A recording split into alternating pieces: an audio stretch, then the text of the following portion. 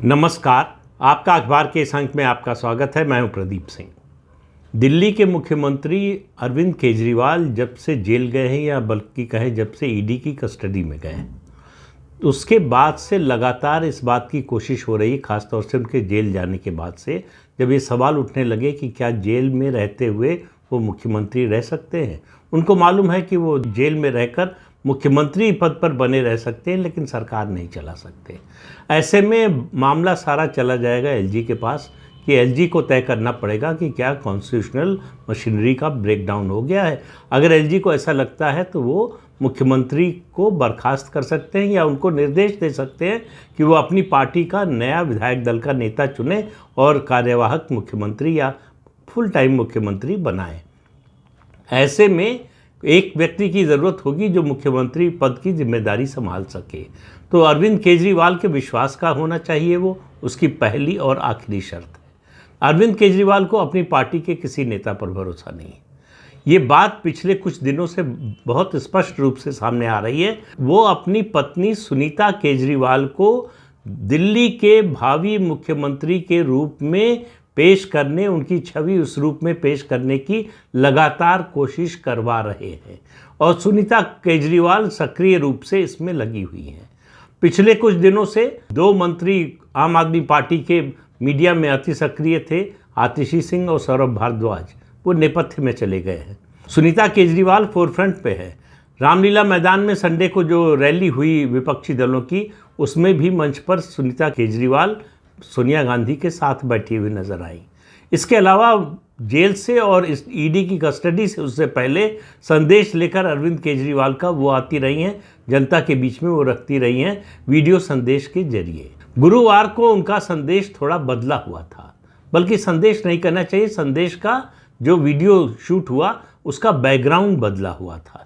इससे पहले वो वहीं से बोलती थी, उसी कुर्सी पर बैठकर जहां से अरविंद केजरीवाल बोला करते थे, और पीछे दो चित्र होते थे, एक शहीद भगत सिंह का और दूसरा डॉक्टर भीमराव अंबेडकर का। आज तीसरा चित्र भी नजर आया इन दोनों के बीच में, और वो था अरविंद केजरीवाल का सलाखों के पीछे। संदेश क्या है, बताने की कोशिश क्या है कि अरविंद केजरीवाल का कद राजनीति में शहीद भगत सिंह और डॉक्टर अंबेडकर के बराबर है। उनका राजनीतिक स्टेचर बढ़ाने की कोशिश हो रही है, उनको राजनीतिक शहीद दिखाने की कोशिश हो रही है, विक्टिम कार्ड खेलने की कोशिश हो रही है। वो ऐसी परिस्थिति बन गई है कि ऐसे में सुनीता केजरीवाल को ये जिम्मेदारी संभालने की मजबूरी उनके सामने आ गई है। सुनीता केजरीवाल मुख्यमंत्री बनेंगी या नहीं बनेंगी ये मुझे मालूम नहीं है, लेकिन आम आदमी पार्टी की पूरी कोशिश है। और जिस तरह से घटनाक्रम चल रहा है उसमें आम आदमी पार्टी के विधायकों और उसके नेताओं ने उनको एक तरह से नेता के रूप में केजरीवाल की अनुपस्थिति में स्वीकार कर लिया है। 2-3 दिन पहले आम आदमी पार्टी के सारे विधायक जाकर सुनीता केजरीवाल से मिले। हालांकि उसके बाद संदेश ये दिया गया कि वो ये कहने गए थे कि हमारे मुख्यमंत्री अरविंद केजरीवाल हैं और रहेंगे, लेकिन सवाल ये नहीं कि अरविंद केजरीवाल मुख्यमंत्री रहेंगे या नहीं। उनका मुख्यमंत्री न रहना, अगर उनको अदालत से राहत नहीं मिलती है, वो जमानत पर छूटते नहीं हैं, उनका मुख्यमंत्री बने रहना लगभग असंभव है। वो मुख्यमंत्री पद से उनको इस्तीफा देना ही पड़ेगा, तो कोई नया मुख्यमंत्री चाहिए। अगर कोई नया मुख्यमंत्री नहीं चुनते हैं, उस प्रक्रिया को पूरा नहीं करते हैं अरविंद केजरीवाल और उनकी पार्टी के लोग, तो एलजी के सामने, लेफ्टिनेंट गवर्नर के सामने दिल्ली में राष्ट्रपति शासन लगाने के अलावा और कोई चारा नहीं होगा। अब सवाल यह है कि सुनीता केजरीवाल का राजनीतिक भविष्य क्या है। अगर अतीत पर नज़र डालें, ऐसे दो उदाहरण मिलते हैं जब दो मुख्यमंत्रियों ने अपनी पत्नी को विरासत सौंपने की कोशिश की। एक लालू प्रसाद यादव और दूसरे एनटी रामाराव। लालू प्रसाद यादव ने राबड़ी देवी की, जब जेल जाने लगे तो राबड़ी देवी को मुख्यमंत्री बनाया। एनटी रामाराव ने, जब उनका स्वास्थ्य खराब हो गया, तब उन्होंने लक्ष्मी पार्वती को अपनी राजनीतिक विरासत सौंपने की कोशिश की। पार्टी उनकी हाईजैक करके चंद्रबाबू नायडू ले जा चुके थे और वो मुख्यमंत्री थे। लक्ष्मी पार्वती पहला चुनाव लड़ी, उनके नेतृत्व में लड़ा गया उस फैक्शन का, और वो उनका आखिरी चुनाव साबित हुआ। उनका राजनीतिक करियर उसके बाद खत्म हो गया।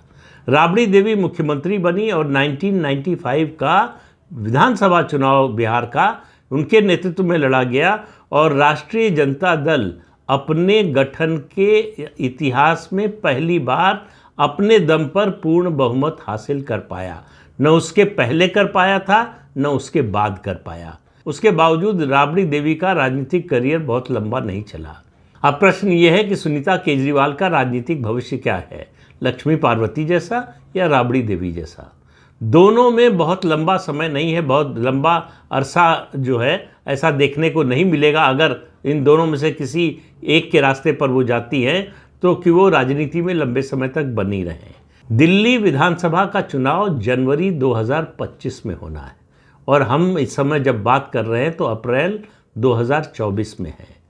जो केस, जिस तरह का पुख्ता केस ईडी ने बनाया है अरविंद केजरीवाल और उनके साथियों के खिलाफ दिल्ली शराब घोटाले का, जितने प्रमाण मिले हैं, जिस तरह की मनी ट्रेल मिली है, जिस तरह के सबूत मिले हैं, जैसी गवाहियां हैं, उन सब को देखते हुए इस बात की प्रबल संभावना है कि अरविंद केजरीवाल 2025 जनवरी में होने वाले विधानसभा चुनाव तक जेल में ही रहेंगे।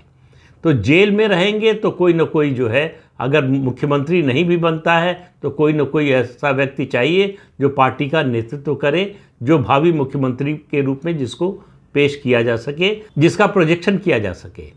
तो अरविंद केजरीवाल को अपनी पत्नी के अलावा पार्टी के किसी नेता पर भरोसा नहीं है। उनको मालूम है कि किसी और नेता को मुख्यमंत्री बना दिया तो बनाना तो आसान होगा, लेकिन हटाना बहुत कठिन होगा। उदाहरण इसके बहुत सारे राजनीति में मिलेंगे, जब किसी को कमज़ोर समझकर या अपना समझकर या अपना फॉलोअर समझकर मुख्यमंत्री या किसी पद पर बिठाया गया और उसके बाद उसने हटने से मना कर दिया। सबसे पहला उदाहरण है इंदिरा गांधी का, जब सिंडिकेट ने उनको गूंगी गुड़िया समझकर, ये समझकर कि वो उनके कब्जे में रहेंगी, उनके कंट्रोल में रहेंगी, उनके मुताबिक चलेंगी, देश का प्रधानमंत्री बनाया था। और उसके बाद क्या हुआ आपको पता है। इसी तरह से बिहार की बात करें तो जीतन राम मांझी को नीतीश कुमार ने 2014 के लोकसभा चुनाव में बुरी तरह से हारने के बाद मुख्यमंत्री बनाया था और मुश्किल से साल सवा साल जो है वो बीता होगा कि नीतीश कुमार को समझ में आ गया कि अब जीतन राम मांझी को हटाने का समय आ गया है। उनको हटाने में उनको बड़ी मशक्क़त करनी पड़ी। वो एक तरह से प्रतिस्पर्धा में आ गए थे नीतीश कुमार के। तो कोई भी पद पर आने के बाद उस तरह की वफादारी नहीं दिखाता जैसी वफादारी की उम्मीद करके उसे पद सौंपा जाता है। ये बात अरविंद केजरीवाल से बेहतर कोई नहीं जानता है। उनको अच्छी तरह से पता है कि अपनी पार्टी के किसी नेता को मुख्यमंत्री बनाते हैं तो उसको बनाना उनके लिए आसान होगा, लेकिन हटाना बहुत कठिन होगा। और हटाना कठिन होगा और उसके लिए उनके पास बहुत ज़्यादा समय भी नहीं है। एक तो जेल में रहेंगे, दूसरे चुनाव जो है कुछ महीने बाद यानी जनवरी 2025 में विधानसभा का चुनाव है। ऐसे में सुनीता केजरीवाल को एक विक्टिम के रूप में, एक सताई गई महिला के रूप में, एक ऐसी महिला जिसके पति को पॉलिटिकल वेंडेटा के तहत जेल भेज दिया गया है, एक फर्जी केस में फंसाकर जेल भेज दिया गया है, ये नैरेटिव बनाने की कोशिश होगी और इस नैरेटिव के जरिए एक सिंपैथी, एक सहानुभूति जुटाने की कोशिश होगी। तो आम आदमी पार्टी और अरविंद केजरीवाल को लगता है कि ये कार्ड चल सकता है। अरविंद केजरीवाल के जेल जाने से कोई सहानुभूति नहीं उपजी। वो जब उनको कस्टडी में लिया गया तब भी नहीं, जेल चले गए तब भी नहीं, अगर उनको अदालत से कोई राहत नहीं मिलती है तब भी कोई सिंपैथी नहीं मिलने वाली है। लेकिन सुनीता केजरीवाल के महिला होने के कारण और अरविंद केजरीवाल की पत्नी होने के कारण सहानुभूति मिल सकती है, ऐसी उम्मीद अरविंद केजरीवाल और उनके रणनीतिकारों को है। लेकिन ऐसा राजनीति में होता नहीं है। सहानुभूति मिलती है, ऐसा मैं नहीं कह रहा हूँ कि सहानुभूति नहीं मिलती। बहुत से नेताओं को लगता है कि जेल जाने से उनका फ़ायदा होता है, उनको जो है उनकी लोकप्रियता बढ़ती है, उनका जनाधार बढ़ता है। लेकिन ऐसे नेताओं का जिनकी छवि ईमानदार नेता की हो, जिनके बारे में ये धारणा लोगों की बने कि इनको सताया जा रहा है, इनको जो है पॉलिटिकल वेंडेटा के तहत, राजनीतिक बदले की कार्रवाई के तहत जो है फंसाया गया है, जेल भेजा गया है, उनको जो है ज़रूर सहानुभूति मिलती है। अरविंद केजरीवाल के मामले में ऐसा बिल्कुल नहीं है। दिल्ली के लोगों ने ये स्वीकार कर लिया है कि अरविंद केजरीवाल ने कुछ न कुछ गड़बड़ किया है। दिल्ली में शराब घोटाला हुआ है, ये दिल्ली के लोगों ने मान लिया है। इस शराब घोटाले में आम आदमी पार्टी के लोग इन्वॉल्व हैं, ये मान लिया है। अब बात केवल ये है कि क्या अरविंद केजरीवाल भी उतने ही हिस्सेदार हैं। इसके बारे में लोग अभी अरविंद केजरीवाल को बेनिफिट ऑफ डाउट देने को तैयार नहीं है। वो 9 जो समन आए ईडी के और पेश नहीं हुए, उसने उनकी सहानुभूति जुटाने की जो गुंजाइश थी उसको ख़त्म कर दिया। लोगों के मन में सवाल उठा कि अगर आपके पास छिपाने के लिए कुछ नहीं है तो आप ईडी के सामने पेश क्यों नहीं हुए। और अरविंद केजरीवाल पेश नहीं हुए, इसलिए जो है उनकी गिरफ्तारी एक तरह से प्रत्याशित हो गई। वो कोई आश्चर्य की बात नहीं हुई, शौक की तरह नहीं आई लोगों के सामने। उसकी जो कोई शौक वैल्यू नहीं रह गई। अगर वो पहले समन पर पेश होते और गिरफ्तार कर लिए जाते तब उससे लोगों को एक झटका लगता कि भाई आपने पूछताछ के लिए बुलाया, गए और आपने गिरफ्तार कर लिया। लेकिन अब वो सब स्थितियां पीछे छूट गई हैं। अब सवाल ये है कि संजय सिंह जेल से छूट चुके हैं। पार्टी के वरिष्ठता क्रम में, जैसा मैंने पिछले वीडियो में बताया था, संजय सिंह तीसरे नंबर पर हैं। अरविंद केजरीवाल, मनीष सिसोदिया और उसके बाद संजय सिंह। संजय सिंह सहायक बनेंगे सुनीता केजरीवाल के या रोड़ा बनेंगे, ये प्रश्न अभी हल होना बाकी है। संजय सिंह को लग सकता है कि ये उनके लिए सबसे सुनहरा मौका है पार्टी और सरकार दोनों पर काबिज होने का। देखिए, राजनीति में महत्वाकांक्षा जो है वो जब जाग जाती है नेता की तो बड़ी निर्ममता से काम करती है। जेल से छूटने के बाद संजय सिंह सीधे अरविंद केजरीवाल के घर गए और सुनीता केजरीवाल के पैर छुए, लेकिन उसको उनकी वफादारी का सबूत मत समझिए।